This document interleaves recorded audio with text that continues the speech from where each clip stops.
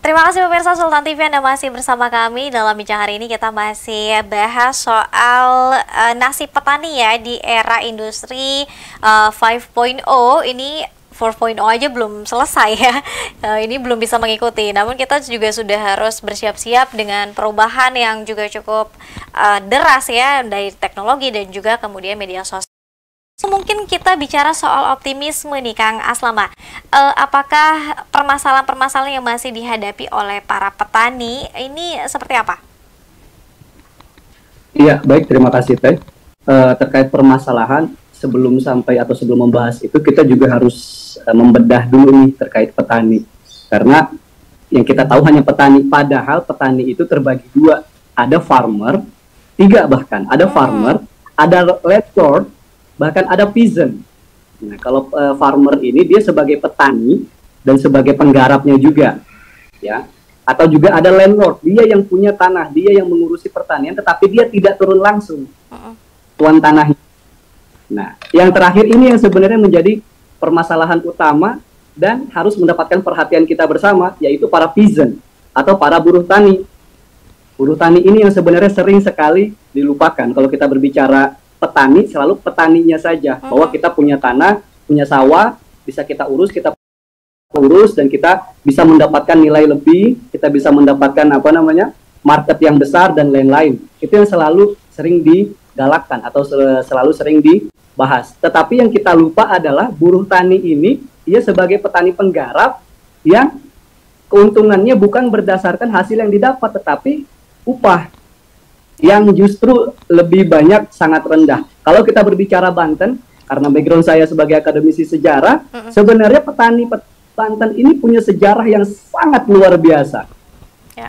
Nah, kalau mungkin teman sudah mengetahui atau mungkin kita selalu banggakan bahwa petani Banten ini adalah petani-petani yang berjiwa melawan.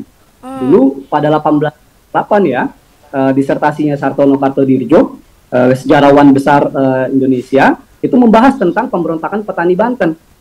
Nah, mengapa hal tersebut tidak kita bangkitkan kembali? Dalam arti bangkitkannya adalah nilai-nilai perjuangannya, bahwa petani, para kaum tani di Provinsi Banten sebenarnya memiliki kekuatan besar. Kalau ini bisa kita satukan, kita bisa mengurusi pertanian, bekerja sama dengan pemerintah secara bersama-sama, karena jiwa petaninya Wong Banten ini sangat luar biasa, tapi sekarang sudah semakin luntur karena industrialisasi dan lain-lain. Seperti itu, Teh. Oke, ada tiga ya tadi. Ada yang memiliki tanah dan juga menggarap, ada kemudian yang pemilik tanahnya ya, tuan tanah tapi tidak menggarap, dan ini buruh tani hanya sekedar upah, dia tidak punya sawah, tapi hanya sebagai upah harian tadi ya. Ini yang menjadi permasalahan. Baik, nah ini kalau kita bicara juga soal pergeseran teknologi, kemudian juga media sosial, apakah kemudian teman-teman nih khususnya di Pemuda Tani HKTI Provinsi Banten sudah mulai mengarah ke sana, Kang?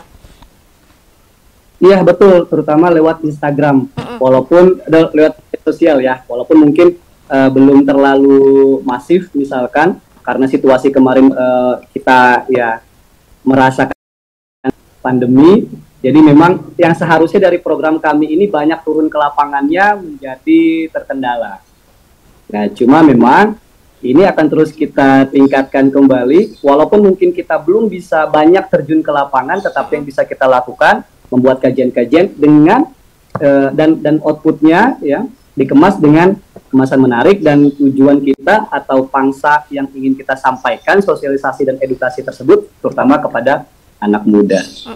Harus penting ya, ini regenerasi ya para petani muda, sehingga kalau kita lihat nih mungkin stigma di masyarakat nih Kang Aslama, masih petani itu tua, kotor dan lain sebagainya. Ini harus digeser ya. Betul sekali, iya. Oke. Pakai cacing. Kotor-kotoran, terus identik dengan orang desa yang memiliki stigma negatif ataupun nggak keren lah kalau kata anak sekarang gitu. Terkait dengan kualitas, Kang, apa yang mungkin saat ini perlu sekali menjadi modal bagi para petani kita? Gimana, mohon maaf? terkait dengan modal, apa yang kemudian saat ini perlu sekali dibekali untuk para petani kita saat ini untuk kemudian juga bisa ikut perkembangan teknologi saat ini? Ya, terkait hal itu, suka ataupun tidak, kita tetap mengacu ataupun ibaratnya menyentil pemerintah nih. Dalam arti ini pemerintah Provinsi Banten, Dinas Pertaniannya. Apa saja agenda depannya. Dan tidak bisa juga kita meninggalkan pemerintah pusat. Nah, kalau kita melihat janji kampanye ya pemerintah pusat adalah reforma agraria misalkan. Nah, praktek atau wujud dari reforma agraria yang dicanangkan oleh pemerintahan saat ini itu sudah sampai sejauh mana? Dan apakah ada sinergitas dari kebijakan reforma agrarianya pemerintah pusat itu dengan Dinas Pertanian Provinsi Banten?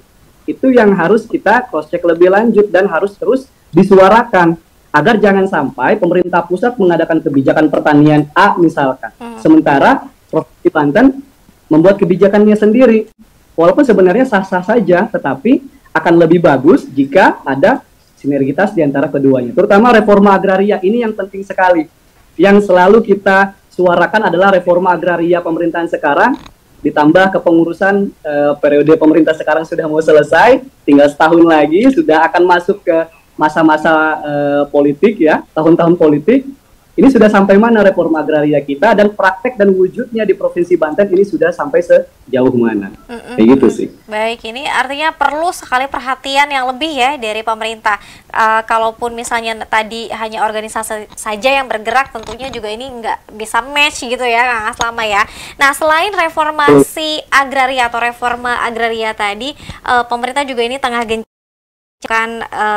swasembada pangan katanya nih Kak Aslama. Cukup optimis Indonesia atau mungkin Provinsi Banten bisa mewujudkan itu? Kalau optimis harus tetap optimis, tetapi lagi-lagi kendala-kendala tadi. Kalau saya dan teman-teman di Pemuda Tani, kita berbicara kemajuan, berbicara optimisme, itu kita tinggalkan dulu, bukan berarti nggak optimis ya. Kita akan selalu optimis. Tetapi kalau kekurangan, kelemahan itu yang ada di dalam diri kita, itu yang ada dalam mindset kita, kita akan lebih semangat bergeraknya. Kalau kita berbicara misalkan, oh kita sudah maju kok, kita sudah mulai atau sudah semakin banyak perkembangan dan kemajuan, kesuksesan dan lain-lain, kita akan merasa stagnan.